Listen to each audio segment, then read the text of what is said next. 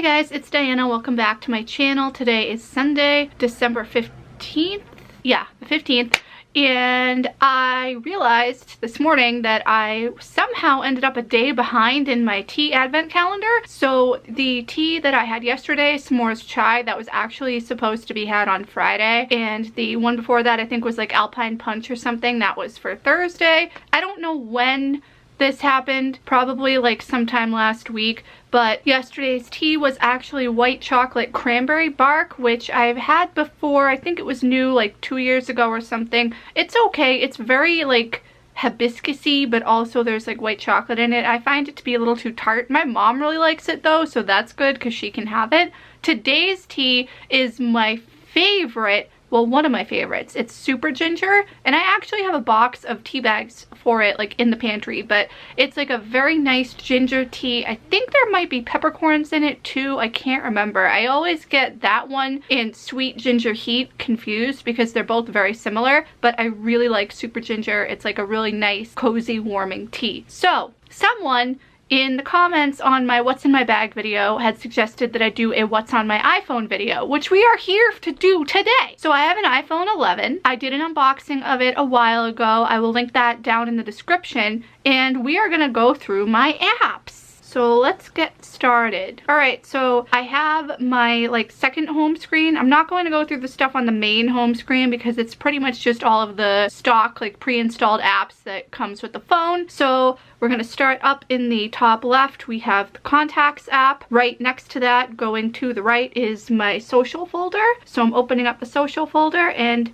I have Facebook, Twitter, Tumblr, which I really don't use at all. Like I might open it up once in a while to like browse, maybe post a couple of things here and there, like share like reblog pictures or whatever, but I barely use Tumblr anymore. I also have Instagram, which I do update occasionally. Follow me on Instagram. I will leave that link down in the below as well, and it will also be on screen somewhere. I do try to tag all of my photos with alt text for those of you who may be unable to see them, so you can enjoy them that way. After Instagram, there's Facebook Messenger, Facebook Pages, because I do manage a few pages on Facebook, both by myself and with people. Then we have VSCO, which is like an image editing app that I mainly use for Instagram, like to apply filters to photos and things. Time Hop, which I'm not sure if y'all know what Time Hop is, but it's like you can connect your Facebook and Twitter and various social media accounts to it, as well as like you can give it access to your phone's camera roll and things like that, and you can open it up and go through things that you posted like X amount of years ago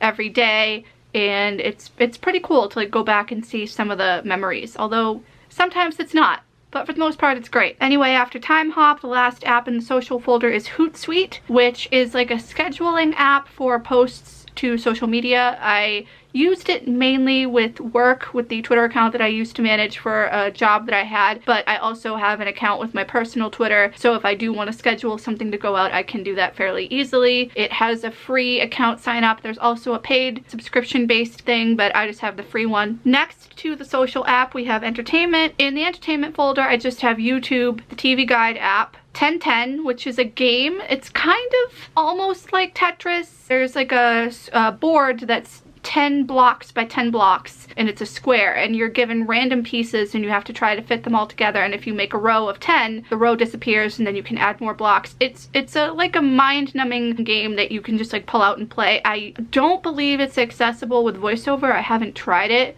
but I find it, you know, fun, like if I'm going somewhere, if I need to do something to pass the time or whatever. It's a nice game. After that, we have the YouTube Studio app, and then there's Remote, which I have hooked up to my Apple TV, so I can use the remote instead of using the like actual physical remote. I think I also have the Remote app on my watch, so I can control it there as well. And then after that, we have Words with Friends 2, like the, you know, updated version or whatever. Words 2 is kind of like Scrabble. It used to be really popular with Facebook. You'd see people playing it all the time. I recently got into playing it earlier this year. My boyfriend and I actually had a very long streak going, and then we like broke it by accident because we forgot to play a move one day. So I mean, it's fun. Like it's basically Scrabble. I think that it might partially be accessible with voiceover. I'm not 100% sure. I don't think the whole thing is. That would be a question for somebody else to answer. All right, next we have the home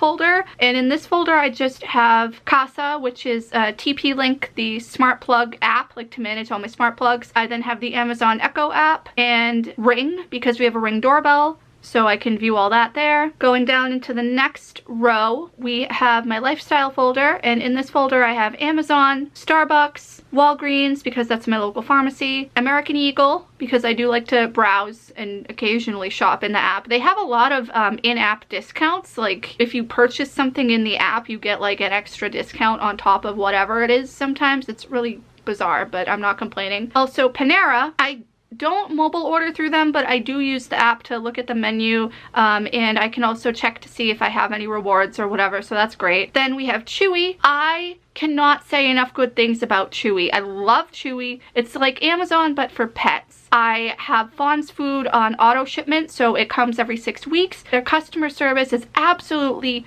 fantastic. I've gotten toys and treats from there before for her, but mainly I just love the auto ship feature for the food, and you do save a certain percentage when you sign up for auto shipment for the food, so that's great. I love Chewy. I cannot say enough positive things about it. It's great. I highly recommend everybody check it out. Then we have Rakuten Ebates, which is basically cash back. You can do it for online purchases and for in-store purchases. It covers a lot of stores and websites. I have a link down in the description where you can get $10 if you sign up using my referral code. And finally we have Lush for Lush Cosmetics. I really don't open this app at all.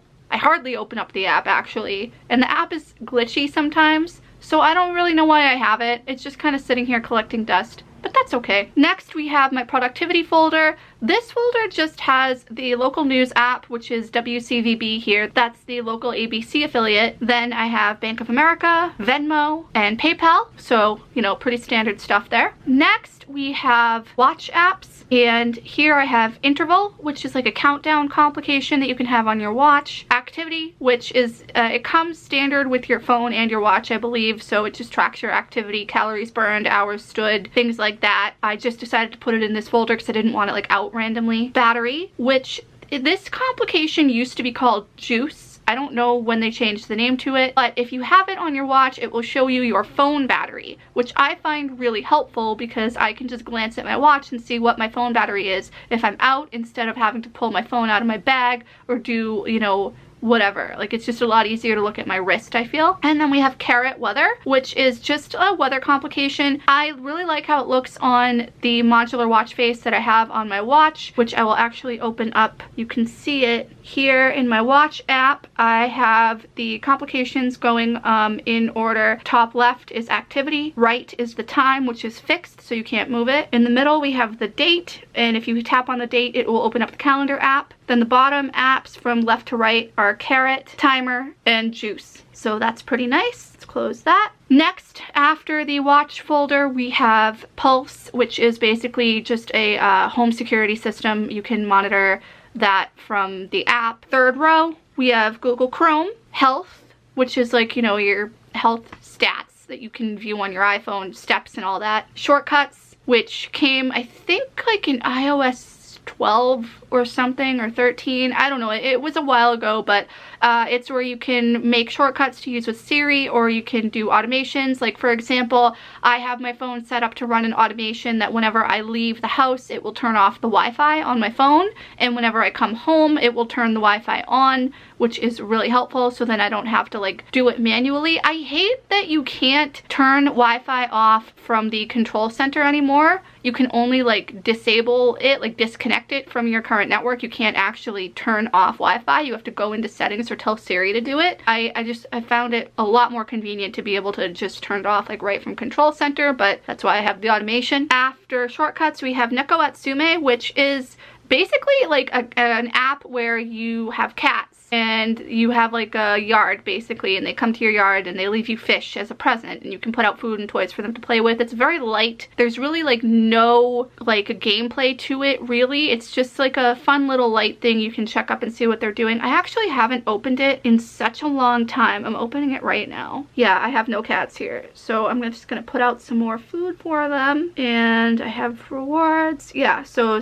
these are all the cats that have visited me for however long here. I'm just gonna accept all, go back. So here are all the things that I have out, and then the cats will show up eventually and start playing with toys. All right, fourth row, Reddit. Y'all know what Reddit is. And if you don't, it's like a forum website, and you can join different communities and post and like things and comment and whatever. I don't use it for news. I know some people use it for like the news aspect of it, but I just use it because I'm in a few communities for like TV shows that I watch and things like that, and it's just fun to be able to congregate and talk about things. After that, we have Wikipedia. Discord. Discord, if you're not aware, is like an app. It's mainly for gamers, but it's kind of like a chat room almost. And you have different servers that you can join that are for various communities. For example, I'm in one for the Animal Crossing mobile game and whatever. And each server has different channels that are pertaining to various topics, and you can just talk and whatever. I don't